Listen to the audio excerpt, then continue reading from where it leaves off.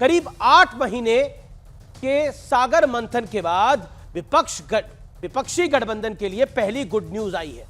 देश के सबसे ज्यादा 80 लोकसभा सीटों वाले सूबे उत्तर प्रदेश में, जहां कांग्रेस और समाजवादी पार्टी का गठबंधन हो गया है, जिसमें अखिलेश यादव की पार्टी 62 सीटों पर चुनाव लड़ेगी और कांग्रेस के खाते में आई है 17 सीट। लेकिन एक तरफ उत्तर प्रदेश से गुड न्यूज आ रही थी, तो दूसरी तरफ दिल्ली में आम आदमी पार्टी और कांग्रेस का संभावित गठबंधन लड़खड़ा रहा था। सूत्रों का कहना है कि 7 लोकसभा सीटों वाली दिल्ली, देश की राजधानी में कांग्रेस ने 4 सीट पर दावा ठोक दिया है, जिसके बाद आम आदमी पार्टी यह मानकर चल रही है कि दिल्ली में कांग्रेस गठबंधन करना ही नहीं चाहती है। लेकिन इसी बीच यूपी के दंगल में ओवैसी की भी एंट्री हुई है और वो कह रहे हैं कि यूपी में अखिलेश यादव को मुसलमानों का भरपूर वोट मिलने के बावजूद वो कोई कमाल नहीं दिखा पाए। यानी वो इशारों में मुस्लिम वोटर्स को यह संदेश दे रहे हैं कि उत्तर प्रदेश में समाजवादी पार्टी से दूर रहिए। लेकिन आज बड़ा प्रश्न है कि क्या यूपी में कांग्रेस और सपा का गठबंधन कमजोर पिच पर मैच खेल रहे विपक्ष के लिए एक संजीवनी साबित होगा।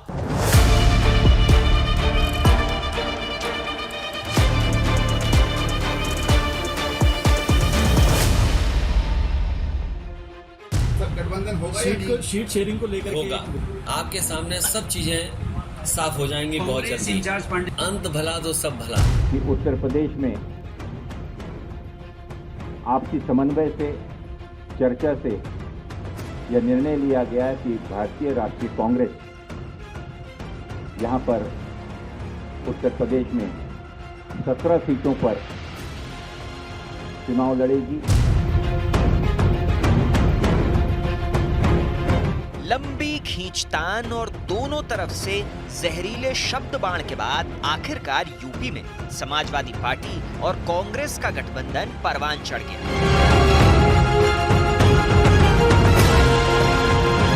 लेकिन जिसे अखिलेश यादव अंत के तौर पर देख रहे हैं, वो असल में अभी सिर्फ शुरुआत है। क्योंकि पीडीए के नाम पर समाजवादी पार्टी के खिलाफ ओवैसी ने मोर्चा खोल दिया है। अखिलेश यादव ने 2014 का चुनाव हारा बीजेपी के खिलाफ, 2017 का चुनाव हारा, 2019 का लोकसभा का चुनाव हारा, फिर 2022 का चुनाव हारे।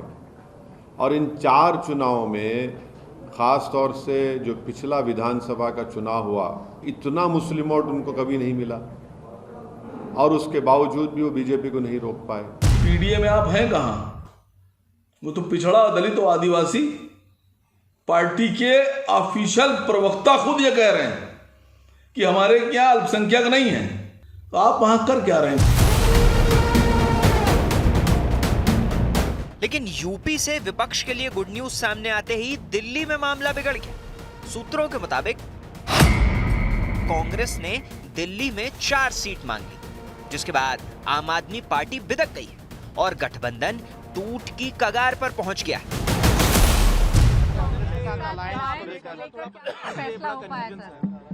देखिए अगले 1-2 दिन में क्या होगा। वैसे यूपी में 2019 का रिजल्ट देखें तो कांग्रेस मात्र 1 सीट जीत पाई थी, जबकि एसपी और बीएसपी गठबंधन के बावजूद समाजवादी पार्टी सिर्फ 5 सीटें जीती थी। लेकिन आज सबसे बड़ा सवाल है कि क्या यूपी में सपा कांग्रेस का अलायंस विपक्ष के लिए सियासी संजीवनी साबित होगा? तो क्या बनेगी अपनी बात, विपक्ष कह रहा है। और बड़े दिनों बाद एक अच्छी खबर विपक्ष के खेमे से आई है। 2 लड़कों की जोड़ी एक बार फिर क्या कमाल दिखा पाएगी। लेकिन पिछली बार एक साथ आए थे तो कमाल नहीं दिखा पाए थे, और एक बार पहले भी 2 लड़कों की जोड़ी कमाल करने के लिए आई थी, लेकिन पॉलिटिकल धमाल हो गया था। यानी कांग्रेस और सपा की ऐतिहासिक हार हो गई थी उत्तर प्रदेश में, और जब से बीजेपी तब आई अब तक रही। तो 2 लड़कों की जोड़ी के सियासी दमखम का विश्लेषण निकला आज देख लेते हैं, क्योंकि दम पहले भी निकल चुका है। 2019 लोकसभा चुनाव, कुल सीट 80, सपा बसपा तब सबसे मजबूत गठबंधन कहा गया। लेकिन रिजल्ट क्या आया? समाजवादी पार्टी की 5 seat 18% vote, Bahujan Samaj party की 10 सीट 19.43% वोट, यानी 19% से वोट ज्यादा, कांग्रेस की 1 सीट 6% से ज्यादा वोट। तो कुल मिलाकर आप देख सकते हैं कि ये दोनों जब साथ आए, यानी बुआ और अखिलेश जी, क्योंकि अखिलेश जी बुआ कहते हैं मायावती जी को, तो दोनों जब मायावती और अखिलेश साथ में आए, उसका उस दम के साथ भी वो बीजेपी का पॉलिटिकल दम नहीं निकाल पाए। लेकिन अब ये और सपा, यानी कांग्रेस और सपा साथ में आएंगी तो कितना दम निकाल पाएंगे, ये बात करेंगे। 2017 उत्तर प्रदेश चुनाव, पहली बार जब दो लड़कों की ये जो जोड़ी थी ये साथ आई थी, 47 सीट मिली थी समाजवादी पार्टी को, 21% वोट था, और कांग्रेस को मिली थी 7 सीट, इनका 6% वोट था। कांग्रेस का वोट शेयर उत्तर प्रदेश में लगभग 5-6, 6.5 के आसपास रहता है, यानी तब ये साथ में आए थे। और रिजल्ट ये हुआ था कि एक बड़ी हार हुई थी, ऐतिहासिक हार हुई थी, और भारतीय जनता पार्टी की ऐतिहासिक जीत हुई थी। मुझे आज भी याद है, गृह मंत्री अमित शाह तब बीजेपी के प्रेसिडेंट थे, बनारस में मैं इंटरव्यू कर रहा था, मार्च का महीना था, 7वें राउंड से पहले 6ठे राउंड के बाद वो इंटरव्यू था, और अमित शाह ने बोला था कि हम अपनी गिनती 250 सीटों से शुरू करेंगे, और ये इंटरव्यू में कोट किया था, और शायद यही हुआ। बीजेपी 300 पार, ऐतिहासिक मैंडेट मिला भारतीय जनता पार्टी को। लेकिन आंकड़ों का निचोड़ आपके सामने लाना जरूरी है। 2014 के बाद उत्तर प्रदेश में विपक्ष का हर गठबंधन फेल हुआ है, यानी नरेंद्र मोदी नाम की सुनामी। नरेंद्र मोदी ने जाति को काटा है उत्तर प्रदेश के अंदर, और साथ ही साथ जो क्षेत्रवाद होता है, साथ ही साथ जो जातिवाद होता है, उसको धराशायी कर दिया है। 2014 के बाद तमाम गठबंधन फेल हुए हैं, लेकिन आज का बड़ा प्रश्न यह है, यूपी में गठबंधन वाला फ्लॉप फॉर्मूला क्या 2024 में कमाल दिखा पाएगा? आज ये बड़ा प्रश्न है, क्योंकि इस गठबंधन को लेकर बड़े बाजे गाजे के साथ स्वागत हो रहा है, और कहा जा रहा है कि अब राहुल और अखिलेश आएंगे और मोदी को उखाड़ ले जाएंगे, यानी पॉलिटिकली। ये जोड़ी तो पहले भी बन चुकी है, लेकिन तब तो दमखम तो तब भी दिखाया था, लेकिन पॉलिटिकल दम निकल गया था। तो इस बार उम्मीद क्यों है? देखिए अमीश जी, यूपी की जनता कर रही है वंदन, हो गया शक्तिशाली गठबंधन, मजबूत है पहले से अखिलेश, साथ में अब आ गई कांग्रेस। जनता ने अब की किया विचार, जो कहते थे 400 पार, अब की बार उनकी तय है हार। अब कौन बात के डर बा, जब यूपी के लड़कन संग बा, अंत भला तो सब भला। अब सुधांशु जी से पूछिए कि ये तो रोज चिल्लाते रहते थे, कहां गठबंधन है, कहां गठबंधन है, पता क्यों चिल्लाते थे? ये तो सोचते थे ना हो पाए, किसी तरह से कुछ गड़बड़ हो जाए, क्योंकि ये तो लगातार लोगों को तोड़ने में लगे थे, कभी जाके महाराष्ट्र में, कभी बिहार में, कभी पंजाब में, भागे घूम रहे हैं, तोड़ कहीं से लाएं, किसी तरह से कुछ लेके आए, क्योंकि इनको डर सता रहा है, क्योंकि इनकी हार तय है, क्योंकि जनता के मुद्दों पे चर्चा नहीं करते। ये नेता को तो तोड़ सकते हैं, जनता को कैसे तोड़ेंगे? इसलिए जनता वंदन कर रही है। अभी तो आपने भी नेता को जोड़ा है, अभी आपने भी तो पॉलिटिकल पार्टी और नेता को ही जोड़ा है आपने। जनता को तो पता लगेगा कितनी जनता जुड़ेगी। मैंने एक विश्लेषण बताया, और मैं चाहता हूं उसके ऊपर आप 30 सेकंड से उस पर विचार करें और इत्मीनान से सवाल को सुने। सवाल यह है कि सपा बसपा का गठबंधन अचूक गठबंधन था। उस गठबंधन का मैं वोट शेयर की बात करूं तो नियरली 40%। वो गठबंधन बीजेपी को 64 सीटें लाने से नहीं रोक पाया। कांग्रेस का जो वोट शेयर है वो अमूमन 5-6%, 6.5% रहता है ऑन अ हायर साइड। आपका वोट शेयर 20, 21, 18 इसके इर्द गिर्द रहता है। तो क्या आपको लगता है कि पॉलिटिकली आप जो बात केमिस्ट्री की कर रहे हैं वो इक्वेशन में दिखाई देगी? कहीं हवा के बतौले तो नहीं है, बातों के बताशे तो नहीं है? देखिए ये भारतीय जनता पार्टी ऐसा सोच सकती, कोई बुराई नहीं है। मुंगेरी लाल के हसीन सपने देखती रहती है, 400 पार नहीं होंगे उनके, अब की 150 पार, क्योंकि उत्तर प्रदेश में 2022 में चुनाव हुआ था अभी, और समाजवादी पार्टी 36% वोट लेके आई थी, और 121 सीटें थी हमारे जो साथियों के मिला के। आज भी हमारे पास 111 सीटें हैं। लेकिन जिन गठबंधन के साथ हम लड़े थे वो अलग लड़े, अब उनकी कितनी सीटें आई हमें बताने की जरूरत नहीं है। तो समाजवादी पार्टी कितनी मजबूत दिन पे दिन होती जा रही है, इसका अंदाजा आप लगा सकते हैं। अब 2022 के बाद पहले अब देखो, अभी एक घोसी का उपचुनाव हुआ, समाजवादी पार्टी जीती वहां पे कम से कम 45,000 वोट से, और सुधांशु जी की पार्टी तो धरातल में चली गई, वहां पे खोजे नहीं मिली। जो समाजवादी पार्टी के कैंडिडेट तोड़ के ले गए थे उसकी जमानत ही किसी तरह से बची है, उनको ही पता बहुत होगा। बड़ी खबर, बहुत बड़ी डबल खबर इंजन की सरकार थी, सूत्रों के वो हवाले से नहीं खबर जिता है, पाई। अखिलेश यादव और प्रियंका गांधी वाड्रा ने आपस में बातचीत करके इस गठबंधन को बनाया है। यह बहुत बड़ी खबर है। प्रियंका गांधी वाड्रा और अखिलेश यादव की फाइनल राउंड में बातचीत हुई और उसके बाद गठबंधन बना है। और कांग्रेस के नेताओं का कहना है कि इस बार बनारस से कांग्रेस का कैंडिडेट ही होगा और इस पर सपा भी राजी हो गई है। सुधांशु जी, आप इंकार करते रहे लेकिन यहां पॉलिटिकल इकरार हो गया, बताइए। और दो लड़कों की जोड़ी अब सामने है आपके मैदान के अंदर, और इस बार अनुराग जी कह रहे हैं कि बीजेपी नहीं कर पाएगी 150 पार देश में, और यूपी में तो कहते हैं 10-15 आ जाए तो मुश्किल है। अमित जी, अभी मैं थोड़ा विलंब से ज्वाइन किया, मगर जब अनुराग जी के साथ डिबेट करते हैं तो मैं पूरा सुन नहीं पा रहा था, मगर एक अलग आनंद होता है जी, क्योंकि कानों के साथ साथ आंखों को भी सुख मिलता है, क्योंकि ये भाव भंगिमा और काफी नृत्य शैली में भी अच्छी डिबेट करते हैं। तो मैं देख रहा था और मुझे लग रहा था ये कुछ पंक्ति सुना रहे थे कि हो गया गठबंधन, तो बैठे बैठे मेरे भी दिमाग में बात आई और मैं अनुराग जी से कहना चाहूंगा बिल्कुल बहुत अच्छा हुआ अखिलेश ने वखिलेश वालों के साथ कर लिया गठबंधन। दोनों के जमीर को मैं करता हूं वंदन, क्योंकि चालू ने चिरकुट से, चिरकुट ने चालू के साथ किया है ऐसा गठबंधन कि अब दोनों एक दूसरे का कैसे करेंगे अभिनंदन, यह आने वाला समय बताएगा। परंतु मैं एक यथार्थ की बात भी बताना चाहता हूं। देखिए, दोनों का जो ये अलायंस हुआ है, ये पहली बार थोड़ी हुआ है। अरे भाई, अमेठी रायबरेली में सपा बसपा ज्वाइंट ने कैंडिडेट नहीं खड़ा किया था और तब राहुल गांधी जी चुनाव हार गए थे, और सोनिया गांधी जी 1 लाख कुछ हजार वोटों से जीती थी, जो कि सोनिया गांधी जी का न्यूनतम विक्ट्री है। रायबरेली में जो कांग्रेस जीतती रही है जब तो सबसे न्यूनतम मार्जिन ऑफ विक्ट्री था तब जब सपा ने पूरा किया था अभिनंदन। तो मान्यवर, इतना आसान नहीं होता है, क्योंकि जैसा अभी अमीश ने बताया कि दोनों मिलकर एक हुए थे, मगर हमें इस बात की कोई चिंता नहीं है। और एक और मैं अच्छी बात बताऊं, अभी आपने बोला, अब पता नहीं इसमें कितना सच है, कि प्रियंका जी के इनिशिएटिव के ऊपर अखिलेश जी से बातचीत हुई और गठबंधन हुआ। तो यह भी बात एक स्पष्ट हो गई कि भैया अब ये 2 लड़के नहीं, अब बहना और भैया की जोड़ी हो गई है। यानी अब राहुल गांधी जी पूरी तरीके से निष्प्रभावी हो गए, यह भी सिद्ध हो गया। तो अब सोचिए कांग्रेस कहां से कहां तक आई। अमित जी, हम लोग बच्चे थे, 1980 की बात है, जब कांग्रेस सत्ता से बाहर थी, तो कांग्रेस ने नारा दिया था इंदिरा लाओ देश बचाओ। यानी तब कांग्रेस की हैसियत मानी जाती थी कि वो आएगी तो देश बचेगा। अब जब हम लोग जवान हो गए थे, ये 1998 की बात है, 97 के दिसंबर में जब सोनिया जी को लाने की बात थी, तो नारा संकुचित हो गया था, सोनिया लाओ कांग्रेस बचाओ। यानी अब देश बेच गया, कांग्रेस बच जाए। आज अगर आपकी बात सच मानी जाए तो प्रियंका लाओ गठबंधन बचाओ। अरे भैया, एक गठबंधन मिल जाए उतना काफी है। परंतु एक यथार्थ की बात, अनेक प्रकार के परमुटेशन कॉम्बिनेशंस बना के देख लिए गए।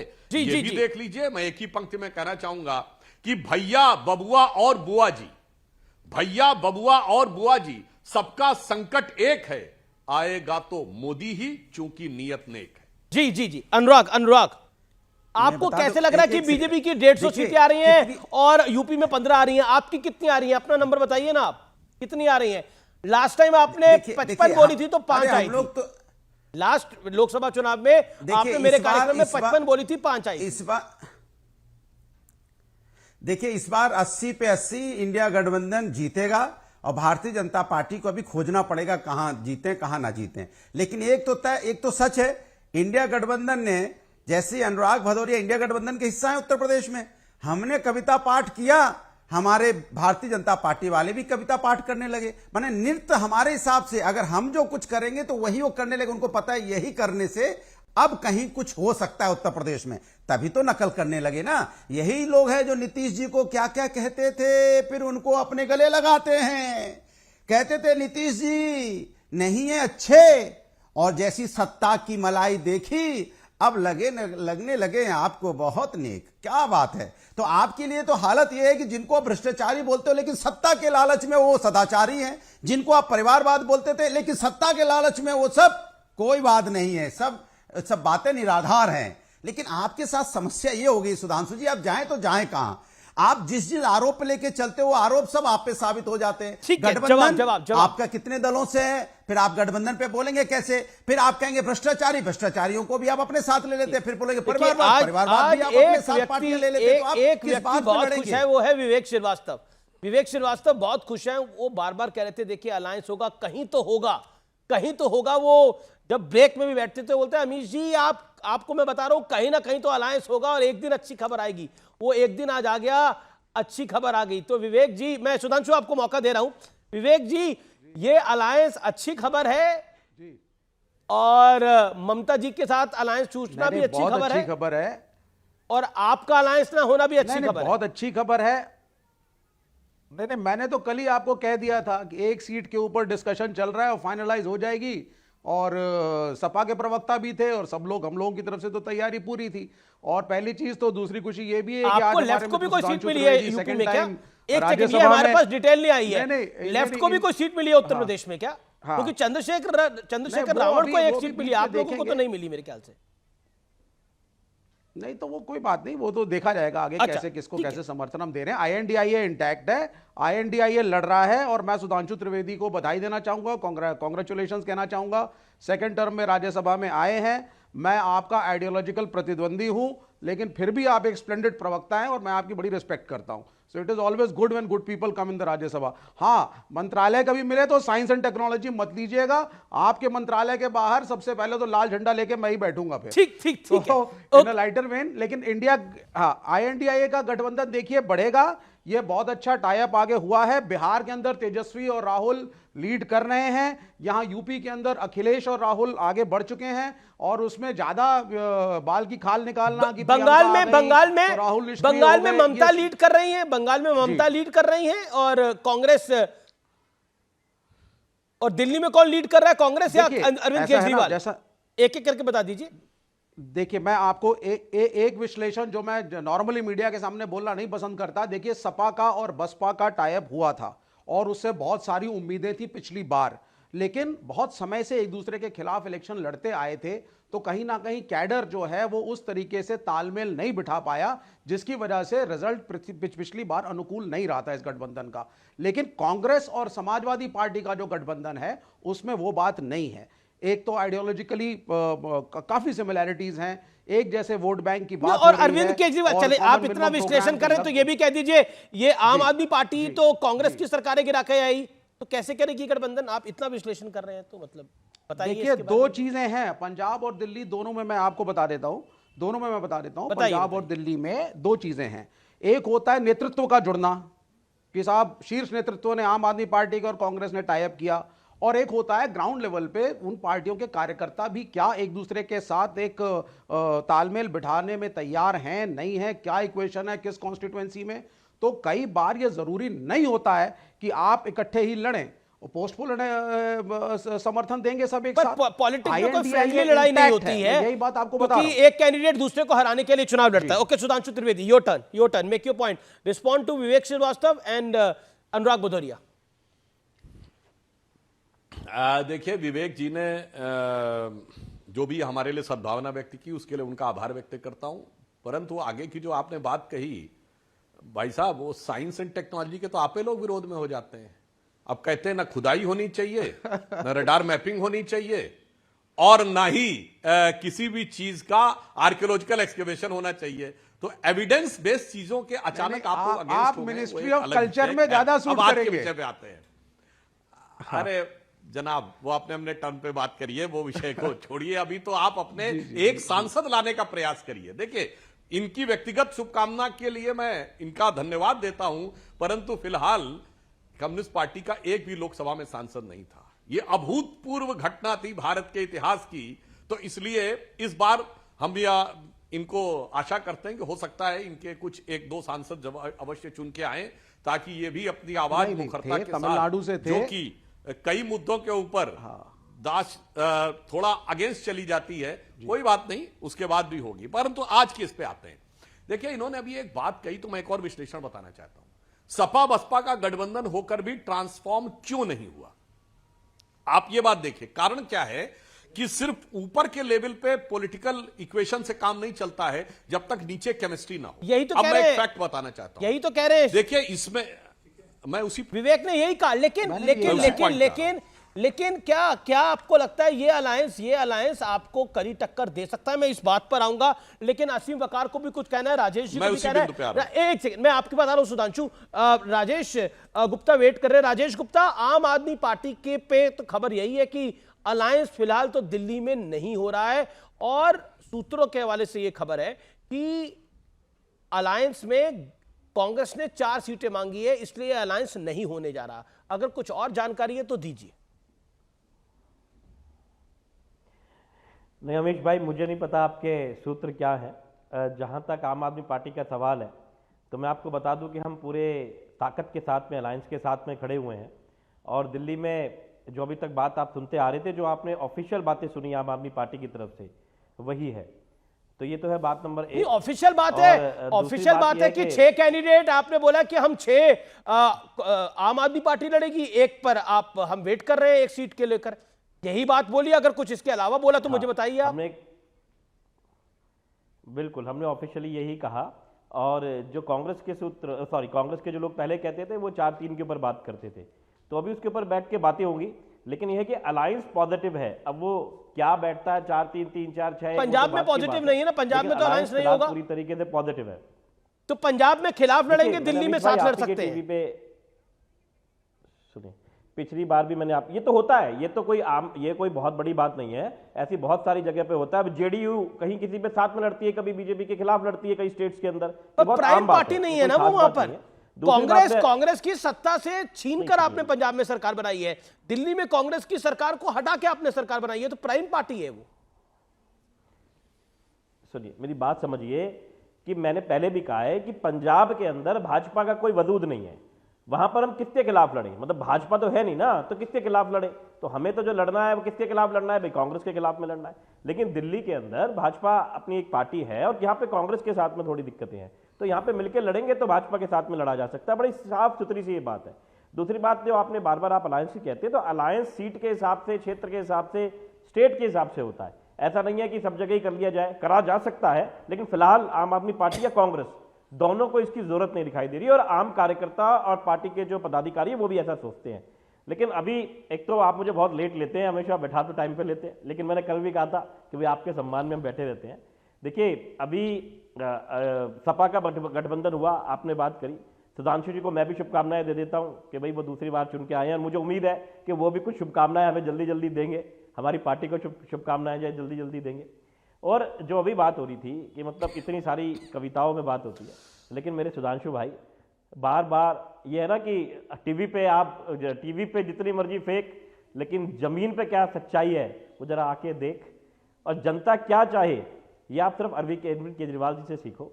हम चाहे इतनी बड़ी पार्टी नहीं है, चाहे राष्ट्रीय पार्टी बनी, 2 स्टेट्स में हमने सरकार बनाई, लेकिन आप देखिए, आपने कल का मेयर का इलेक्शन देखा। मतलब आज अरविंद जी ने जिस तरीके से बताया कि ये तो भगवान तो सच बताओ तो हमारे साथ है। आप सोचिए कितने इलेक्शंस ऐसे कैसे हो जाते होंगे। लेकिन चंडीगढ़ के चुनाव में जो सुप्रीम कोर्ट ने बताया, और जो मैंने और सुधांशु भाई ने भी देखा। देखिए, मैं मानता हूं कि सुधांशु भाई कम से कम इनका जमीर जगा हुआ है, मैं उन लोगों में से इनको मानता हूं। आप बताइए कैसे उसे जस्टिफाई करेंगे? जो वहां पे अनिल मसीह ने करा, जो भाजपा के कार्यकर्ता थे, किस तरीके से एज अ प्रिसाइडिंग ऑफिसर हारी हुई बाजी को भाजपा के लिए पलटा। तो मुझे लगता है सुधांशु भाई को जरूर बोलेंगे, मेरा उन पे इतना यकीन है। ओके, डॉक्टर त्रिवेदी, और आपको सबसे लास्ट नहीं लिया, अभी असीम वकार वेट कर रहे हैं, असीम वकार वेट कर रहे हैं, आपको लास्ट में नहीं लिया मैंने। ओके, बोलिए डॉक्टर त्रिवेदी। नहीं, मैं तो आपके वेट में बैठा हूं सर। जी, देखिए इनकी दोनों बातों का उत्तर देता हूं शुरू से। पहली बार आपने कहा अगर आप एक भी हो जाएं मान्यवर, तो दिल्ली में पता है भाजपा का पिछले चुनाव में कितना वोट था? 56%, कांग्रेस का 22% और आम आदमी पार्टी का 18%। यानी हम 56% वोट पे दिल्ली की 7 सीटें जीते थे। तो अगर उसको आंकड़े को माने तो आपके मिलने न मिलने से कोई फर्क नहीं पड़ता। मगर आपने कितनी मजेदार बात कही, आपके केजरीवाल जी कह रहे हैं कि साहब हम वोट चुरा लेते हैं, इसलिए कैसे कैसे रिजल्ट आते हैं। अच्छा, तभी आप दिल्ली में 90% और पंजाब में 90% सीटें जीत जाते हैं। मतलब गजब का आप तर्क दे रहे हैं। 67 और 63, 62 सीटें 70 में, जो भारत के इतिहास में आज तक किसी ने 70 में 67 सीटें नहीं जीती, और वो कहते हैं वोट चोरी हो गई। जनाब, चोरी वो नहीं हो गया, चोरी आप लोगों की विचारधारा हो गई, जो कांग्रेस के साथ मिलकर नहीं कहते थे। अब दूसरा एक बात कहता हूं, आपने कहा चंडीगढ़ का निर्णय, उस पर भी मैं बोलता हूं, मैं उससे बचने का प्रयास नहीं करूंगा।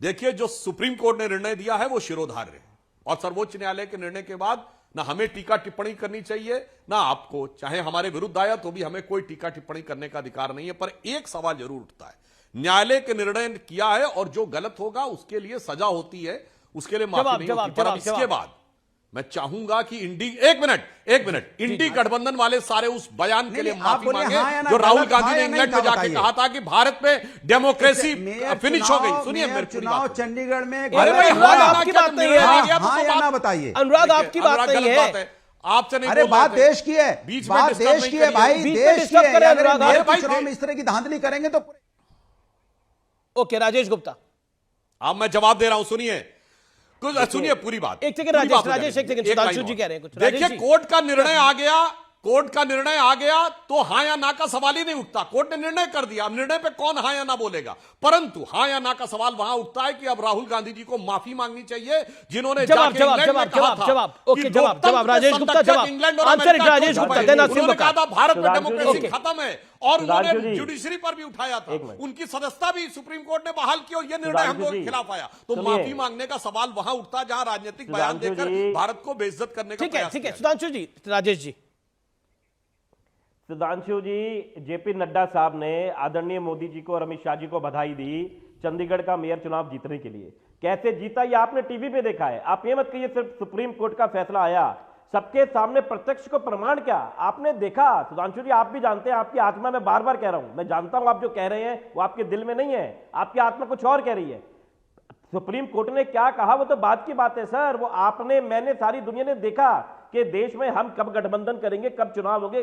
भगवान का शुक्र है वो ईवीएम से चुनाव नहीं हुए थे, अगर बैलेट से ईवीएम से हुए होते तो पता नहीं वो गिनते भी कैसे सुप्रीम कोर्ट। आपकी आत्मा जानती है कि ऐसे चुनाव के बाद में जीतने में मजा नहीं आएगा। आप लड़ो ना, आप कहते हो आप इतनी बड़ी पार्टी हो, आपके साथ में विचारधारा है, इतना बड़ा संगठन है, लेकिन फिर भी आपने कहा ना कि दिल्ली में, पंजाब में हमने आपको हराया, गुजरात में जाके हम 5 सीटें लेके आ गए।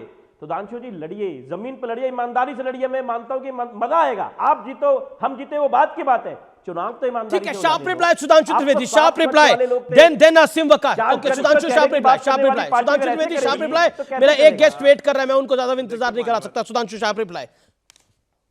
मैं सिर्फ शार्प रिप्लाई 3 ही सेंटेंस में देता हूं। मान्यवर, आपने जो फैक्चुअली इनकरेक्ट बोला उस पर बता दूं।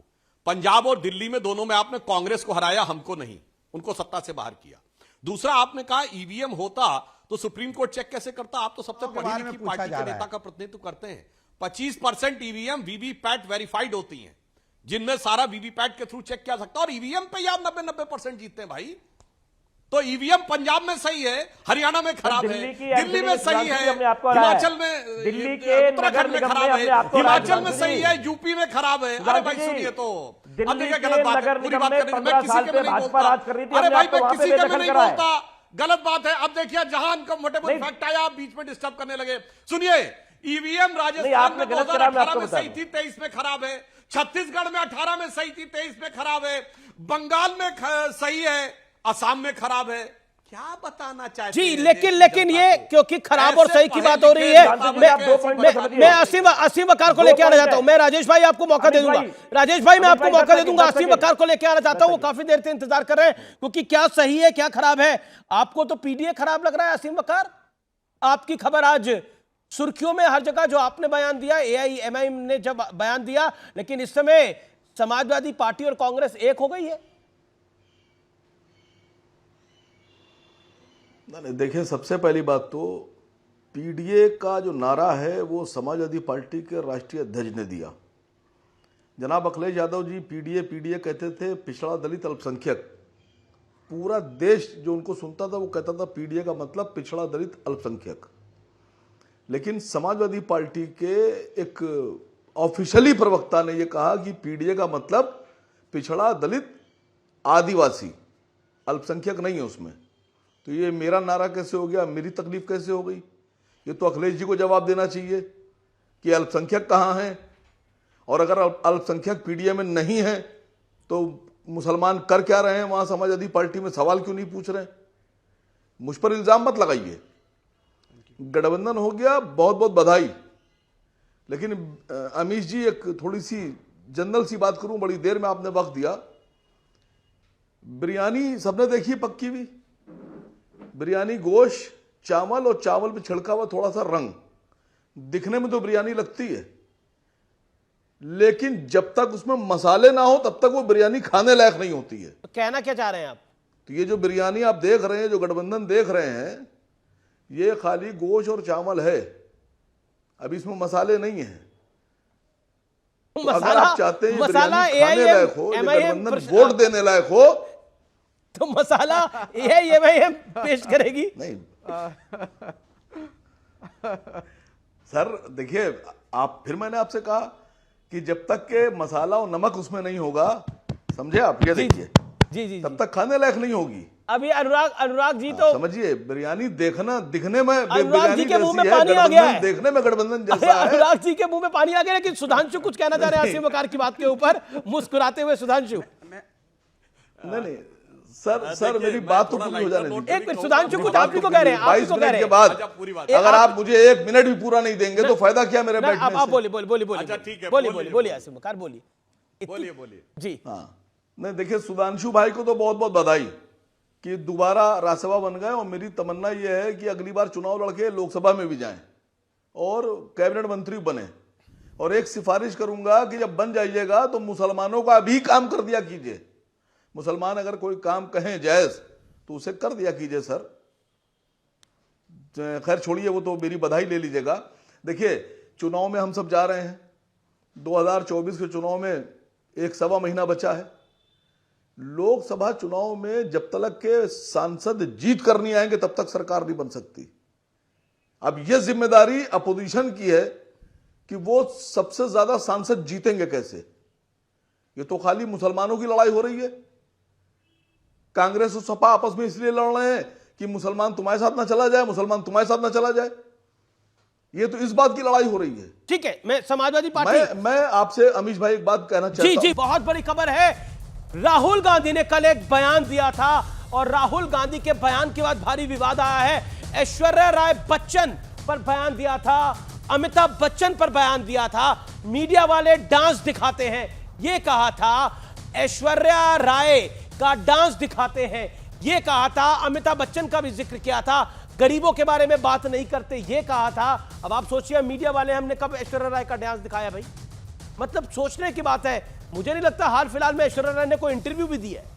सोचिए, ये इस तरह का बयान। लेकिन कौशल किशोर जो कि केंद्रीय मंत्री, उन्होंने बोला विक्षिप्त मानसिकता के हैं राहुल गांधी। बयान पर भड़की भारतीय जनता पार्टी का बहुत खराब बयान है।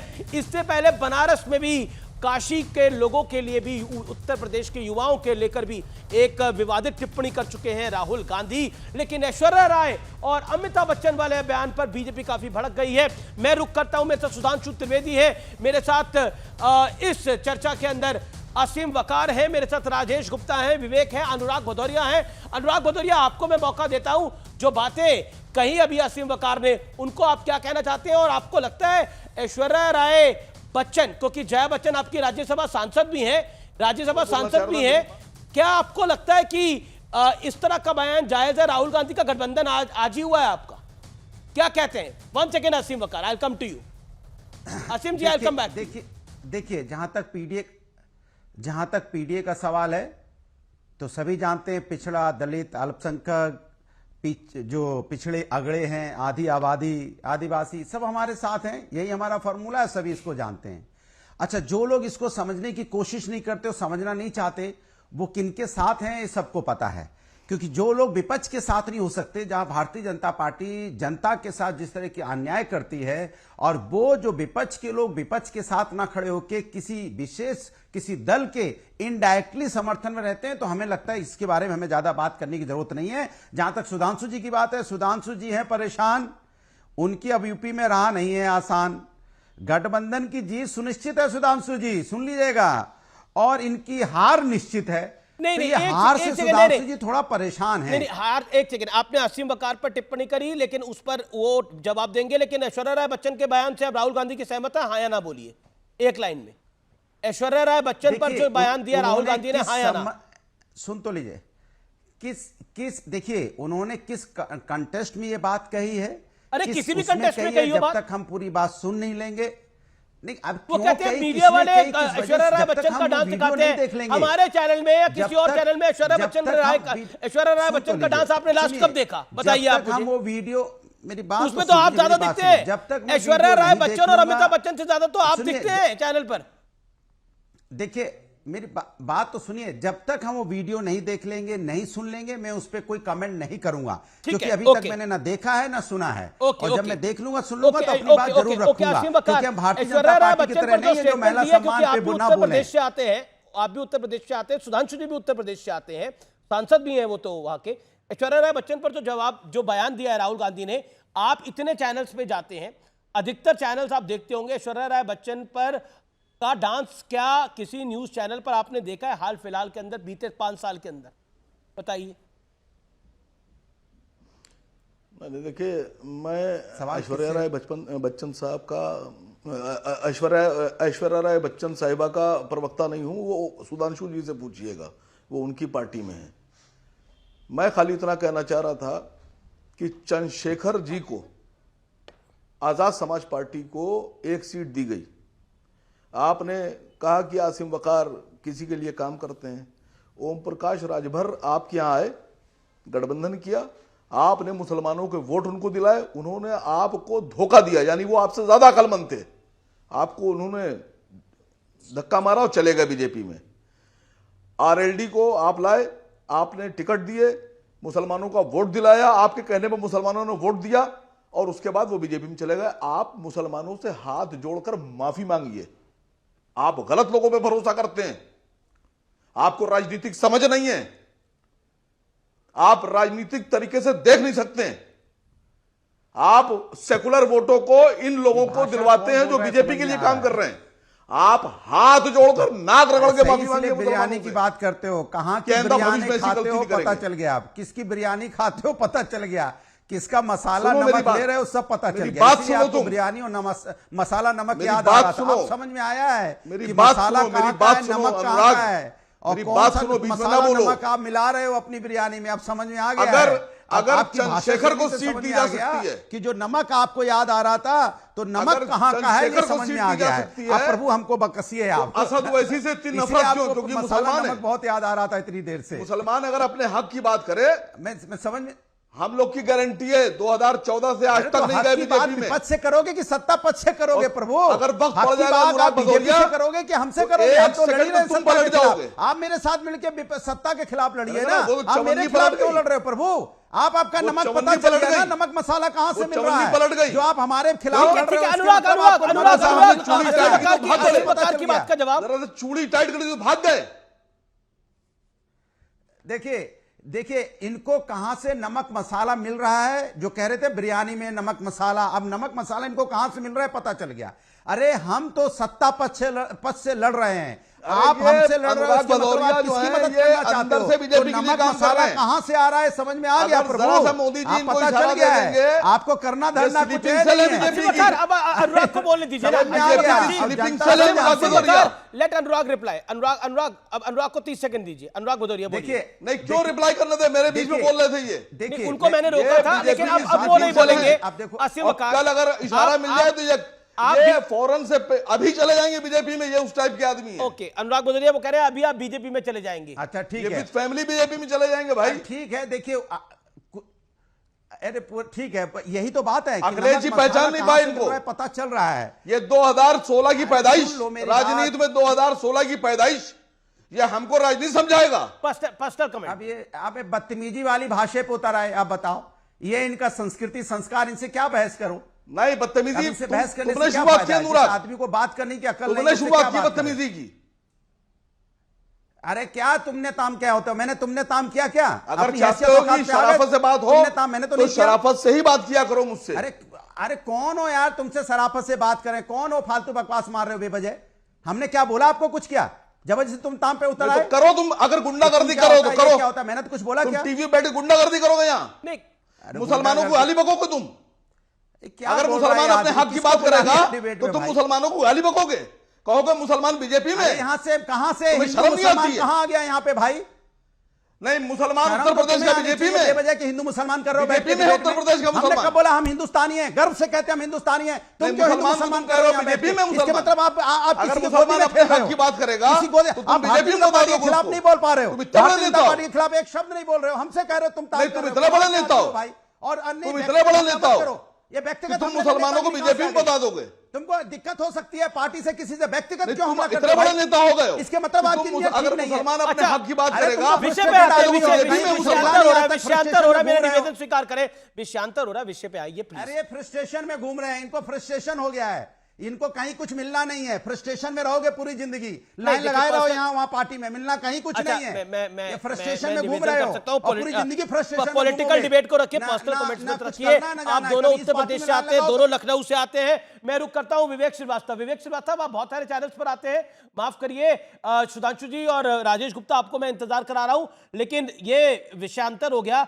ऐश्वर्या राय बच्चन और अमिताभ बच्चन के विषय में जो बात बोली गई, क्या वो सामान्य बात है जो राहुल गांधी ने बोली? अमिताभ बच्चन के लिए तू तड़क की बात डिटेल में बता देता हूं। नहीं, सुन लीजिए, 65,000 से ज्यादा एनसीआरबी का डेटा है crime against women in Uttar Pradesh. एक साल में बच्चन क्या कर रही है क्राइम अगेंस्ट वुमेन के अंदर? और नहीं, मैं उस ऐश्वर्या बच्चन का क्या काम है? 30 सेकंड में उस पे अमिताभ बच्चन के साथ तू तड़क की भाषा हुई है, मीडिया एक जर्नलिस्ट की लिंचिंग कर दी गई है वहां पर, और बोला मारो मत, तुम्हारा मालिक कौन है? क्या हो क्या रहा है ये? नहीं, ये हुआ है विवेक जी? कुछ नहीं हो रहा है, कुछ भी नहीं हो रहा है। सड़क पे जा रहे हैं राहुल गांधी और वहां शराब पी करके दंगाई घूम रहे हैं रातों रात। तो अगर राहुल गांधी कहते हैं कि वाराणसी में क्या हो रहा है, तो इसमें सनातन धर्म पे अटैक हो गया। आप संभाल नहीं पा रहे हैं उत्तर प्रदेश को, और अगर उन इश्यूज को रेस किया जा रहा है तो लोग कह रहे हैं साहब Rahul Sudhanshu Trivedi reply, Sudhanshu Trivedi reply, Sudhanshu Trivedi reply, Sudhanshu ji, Sudhanshu Trivedi reply. नहीं, दूसरा okay, you made your point, Sudhanshu Trivedi reply. जी देखिए, जो इन्होंने क्राइम अगेंस्ट वुमेन की बात कही, तो मैं विवेक जी को बता देना चाहता हूं, एनसीआरबी का डाटा पूरा देख के आया करिए। क्राइम अगेंस्ट वुमेन में कन्विक्शन रेट यूपी में 76% है, जो नेशनल एवरेज का डबल है। तो यह भी समझना चाहिए, सबसे प्रॉम्प्ट अगर क्राइम अगेंस्ट वुमेन में कन्विक्शन करवाने में, यानी कोर्ट के द्वारा कन्विक्ट करके कार्रवाई करने में, तो वो है। और बड़ा सनातन धर्म की बात आपको याद आ गई भैया। आपका एक गठबंधन सहयोगी चेन्नई में कॉन्फ्रेंस करता है, इरेडिकेशन ऑफ सनातन धर्म। सनातन धर्म यानी हिंदू धर्म का समूल नाश। और राहुल गांधी कहते हैं कि आपके नैरेटिव की बात कर रहा हूं कि राहुल गांधी अगर फेस करते हैं तो आप लोग सनातन करते हैं। ये अनफेयर है। Okay, Sudhanshu make your point, वो 20 सेकंड नहीं बोले। सुधांशु मेक योर पॉइंट लगता है, हाँ बस 20 सेकंड में। देखिए, अभी जो अनुराग जी और असीम वकार जी के बीच में दिखा ना, उसका मैं आपको राजनीतिक निहितार्थ बता देता हूं। एमवाई गठबंधन वालों ने कांग्रेस आई के साथ जो गठबंधन किया, उसका मुख्य कारण एम है। और वसीम वकार जी की पार्टी में 2 बार एम है, MIM। और लाइटर नोट पे कहूं, अभी इन्होंने बिरयानी की बात दोनों ने कही, तो जनाब हम तो वेज बिरयानी वाले हैं, तो वेज बिरयानी को आप 2 पार्ट में डिवाइड कर दीजिए, तो दोनों के हिस्से में बराबर बराबर आती है। मगर जो नॉन वेज बिरयानी वाले हैं, सुनिए अमीश जी, उनमें समस्या रहती कि वो पीस कहीं ऐसा ना हो, 2 हिस्से में पीस एक ही तो होते हैं नॉन वेज वाले, वो कौन ले जाएगा? झगड़ा इस बात का है। अच्छा, आप सब बिरयानी की बात कर रहे हैं, शाम मतलब रात का समय हो रहा है, हमारे व्यूअर्स को भी भूख लग गई होगी, लेकिन राजेश गुप्ता हमारे व्यूअर्स को भी भूख लग गई होगी, लेकिन राजेश गुप्ता, देखिए, आप कहते हैं कि देखिए सुप्रीम कोर्ट ने लोक लाज बचा ली लोकतंत्र की। सुप्रीम कोर्ट को आप अभी मान रहे हैं, लेकिन मनीष सिसोदिया के केस में, सत्येंद्र जैन के केस में, संजय सिंह जी के केस में नहीं मानते। तो सिलेक्टिव अप्रोच तो आपकी भी है ना? अरे अमीश भाई, हमने कब सुप्रीम कोर्ट के खिलाफ बोला? सुप्रीम कोर्ट ने अपने फैसले देती है, गठबंधन वालों ने तो बोला, फैसले देती है कानून के हिसाब से। इस बात एक सुनिए मेरी बात को समझिए। सुप्रीम कोर्ट जो कुछ भी बोलेगी वो कानून के हिसाब से बोलेगी, और कानून भाजपा ने PMLA एक्ट में बदल दिया, वो तो केरला हाई कोर्ट ने बोला है। अब आप उसको दिखाते नहीं, और यह बिरयानी की बातें हो रही है। अभी जो मैं बहस देख रहा था, अभी मुसलमान के हक की, अरे भाई सबके हक की बात करो ना, ऐसी बातें करो जो सबके लिए अच्छी हो।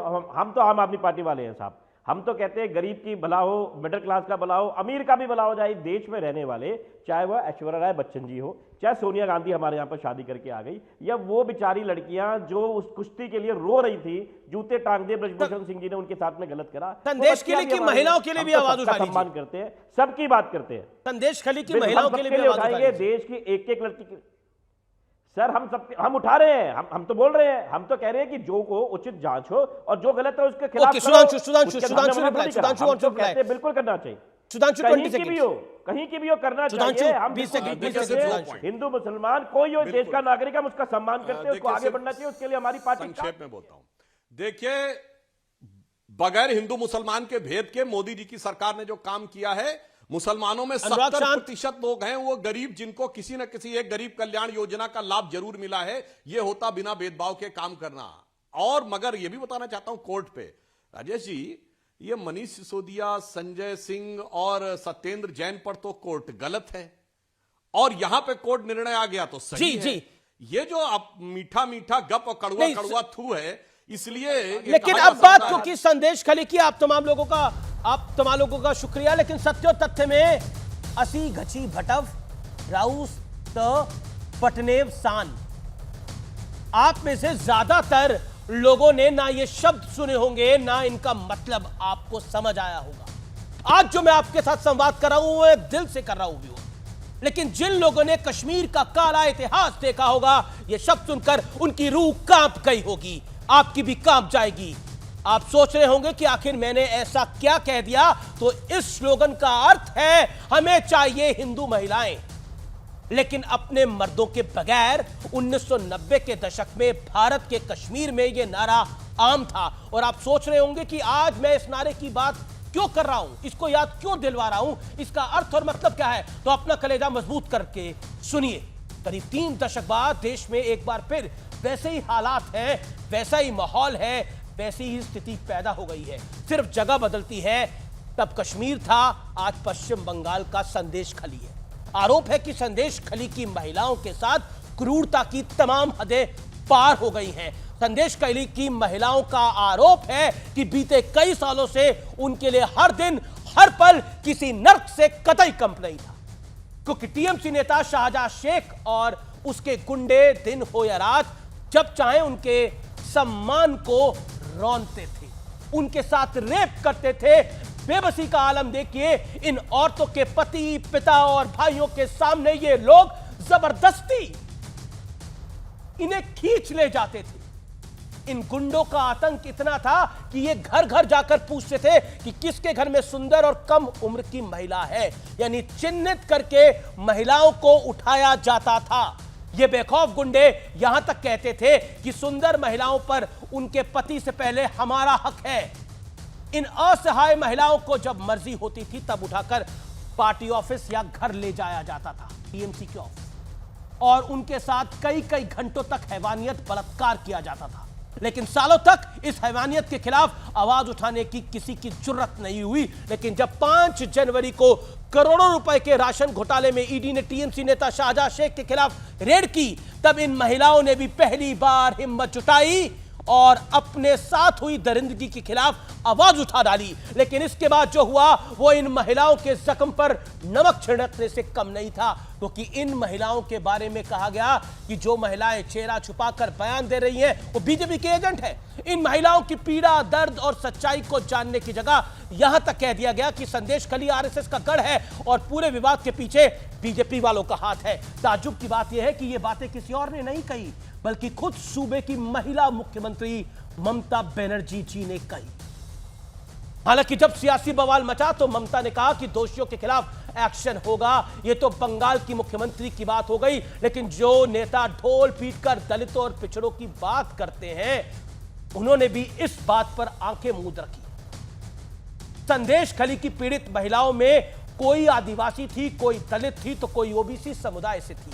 लेकिन हाथरस से लेकर मणिपुर तक महिलाओं की सम्मान पर जमीन और आसमान एक करने का दावा करने वाले विपक्षी नेताओं की संदेश खली पर खामोशी की वजह वहां की पीड़ित महिलाएं भी जानती होंगी और देश की जनता भी सब कुछ समझ रही है। और इससे बड़ा एग्जाम्पल क्या होगा कि कलकत्ता हाईकोर्ट ने भी इशारों में ममता सरकार पर गंभीर सवाल खड़े कर दिए और यह तक कहा कि शाहजहां शेख कानून तोड़कर भागा हुआ है। और हैरानी की बात है कि जो व्यक्ति इस मामले की असली जड़ है वो पुलिस की गिरफ्त से दूर है। कोर्ट ने यह भी कहा चाहे शाहजहां शेख के खिलाफ हजारों झूठे आरोप हो, लेकिन इनमें अगर एक भी आरोप सही है तो सरकार को उसकी जांच करनी होगी। सोचिए, आजाद भारत के इतिहास में मैंने ना खबर ऐसी कभी पढ़ी है, ना कभी देखी है, ना कभी सुनी है। हाँ, कश्मीर में जरूर हुआ था, अब बंगाल में हो रहा है, और बाकी तो कहना ही क्या।